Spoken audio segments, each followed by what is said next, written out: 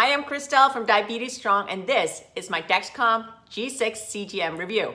In this video, I'm going to give you my opinion on the product, the good and the bad. The Dexcom G6 CGM was FDA approved here in the US in March of 2018, and I've been wearing it since summer of 2018, and I would say overall, I'm pretty happy with it. See, today I'm wearing it here on my arm. Let's start out by looking at the system. So let me show you all the components of the Dexcom G6 system. So the first component is your sensors. So when you order these, they come with a month's supply. So there are 3 sensors and inserters in here. So let's just open it. See, I've already used one of them. It's the one on my arm, but it comes with 3. Each of these are both the sensor as well as the inserter. So that's one component. The other thing that you'll need is a transmitter. Looks like this. This is an old transmitter of mine. And each transmitter's battery life is 3 months. So when you order a 6-month supply, you'd get 2. Okay, so there's a little battery in here. So you reuse this in 3 months and the system will tell you once the battery is up. Next component that you have to buy is the receiver. Just turn it on. There you go. You can see my Dexcom readings here. It doesn't have to be pink. That's just a sleeve. I'm not sure how easy it is to take off. I've had this sleeve on from the beginning. Okay, you get the idea. You can take the sleeve off. You can see here. You don't have to use the receiver. Actually, I don't.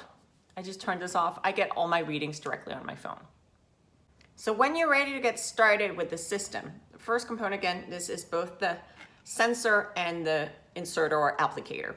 So you take it out of the packaging, you place it on the skin, you clean your skin first, you place it on the skin, you simply push the button. And what this does is it inserts a small sensor underneath your skin. So most people don't feel any pain with this inserter. Yeah, for me, it's painless. It inserts a sensor under the skin, pulls out the needle, so you don't walk around with a needle underneath your skin all the time. But that little sensor then measures your blood sugars in the fluid underneath your skin. That does mean, given that it's not measuring your blood sugars directly in your blood, that there'll be times where the reading, if you do a finger stick versus the CGM, won't always be the same.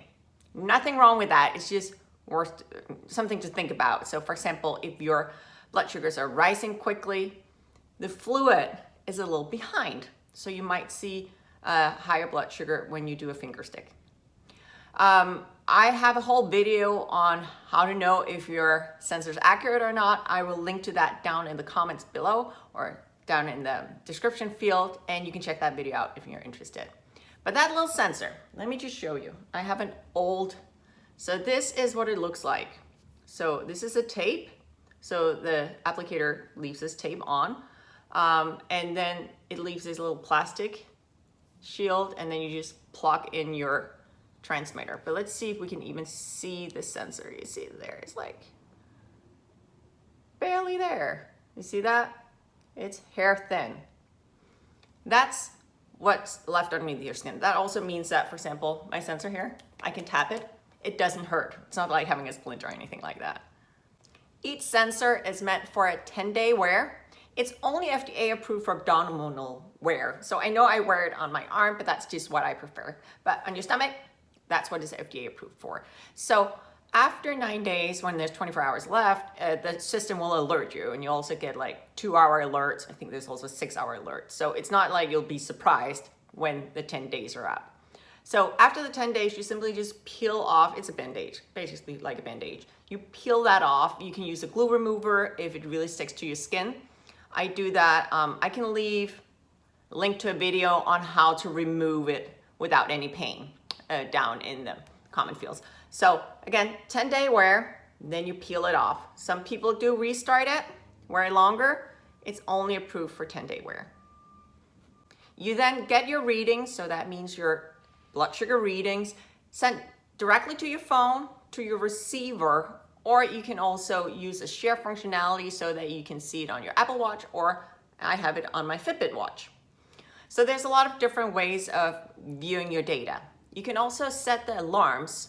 So you can customize the alarms with the Dexcom G6. That means that there's one alarm that you'll always get, that's a 55 milligrams per deciliter. That's an FDA mandate for urgent low blood sugars. So you can't turn that alarm off. But you can set other alarms. So for example, if you want to be warned already at 80 milligrams per deciliter, you can set an alarm for that. You can also set high alerts. You can set those for 160, 140, 200, whatever you're comfortable with. The really cool thing about the Dexcom G6 system, which is different from the other ones, is that you can have special alerts for nighttime, for example. So I do that. I have a different range for nighttime versus daytime. And you can set all of that directly in the app on your phone. I also really like the reporting functionalities of the Dexcom G6. So it goes through a system called Clarity.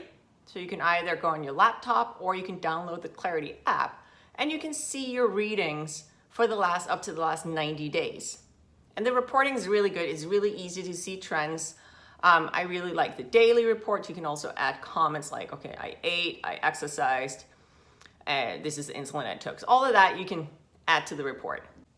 So let's talk a little bit more about why I think the Dexcom G6 CGM is worth the investment. Because let's be real here, it is an investment, it's a lot of money. But I think it's worth it because it allows me to be proactive in my diabetes management. Given the alarms, I can react before anything goes completely off the rails, being that high or low blood sugars. Also being able to look at my readings and see where my blood sugars have been, where they're going, it gives a level of information that helps me not only be proactive now, but also in the long run.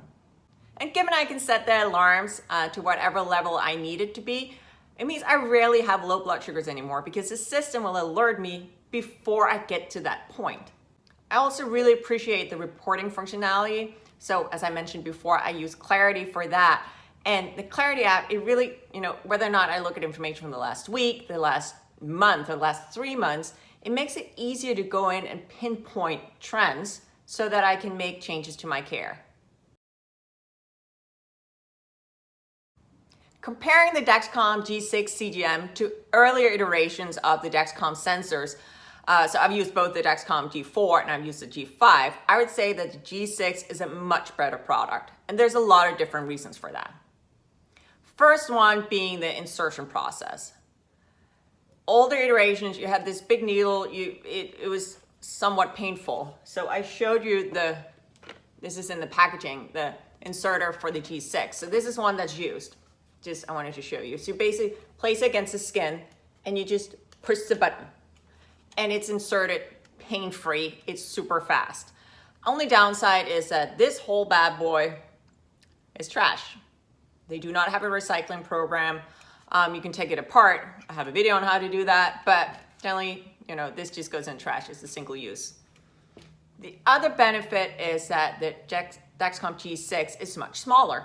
So I actually found, so this is a 6. Again, that's the one I showed you before. So I found an old G5 of mine. So you see them. See how much larger, see if I can hold them up next to each other. See how much larger the G5 is? That's a G5. Look at that. So if we place them on top of each other, it's about the same footprint, but the 5 is just much more clunky. I've also found that the G6 is more accurate. It has less fluctuations for me. The first 24 hours and that goes for any sensor, I think, the first 24 hours can be a little inaccurate, but that's about it. The final benefit of the Dexcom G6 for me is the adjustable alerts. I really like that I can have a different profile for nighttime versus daytime.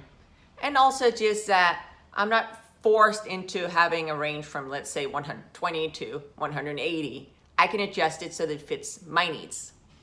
So yes, I'm really happy with my Dexcom G6, but it definitely has its downsides as well. So the tagline is "Say no to finger sticks," which annoys me a little bit because that's not accurate. Especially the first 24 hours, the sensors are often off. You should confirm with finger sticks. In the outer ranges, when your blood sugar is very high or very low, you should also confirm with finger sticks because it can be inaccurate. Same thing, there are situations where you might be putting pressure on the sensor, there'd be compression inaccuracies. There might be situations where your blood sugars are rising or dropping very quickly. And as I mentioned up front, at that time, when that happens, your blood sugars, when you measure it versus in the fluid underneath your skin, is not going to be the same.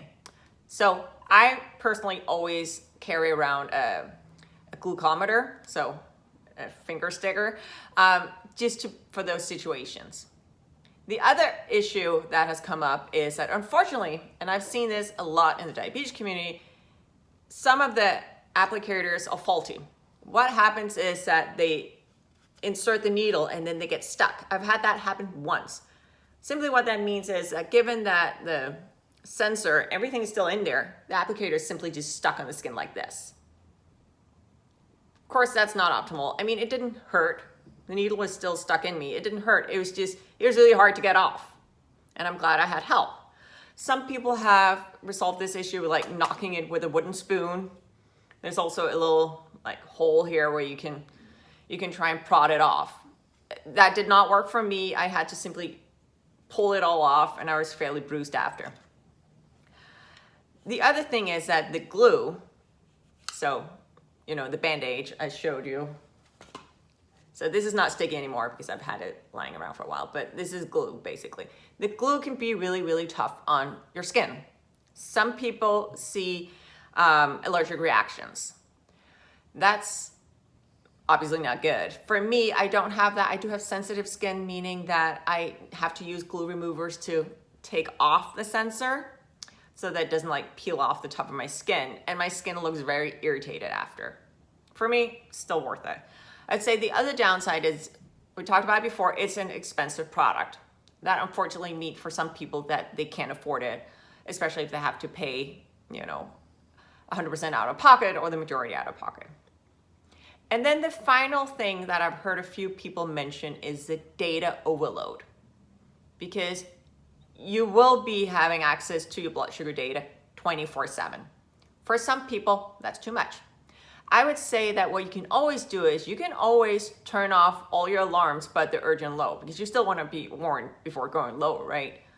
Just turn that off and don't focus on it.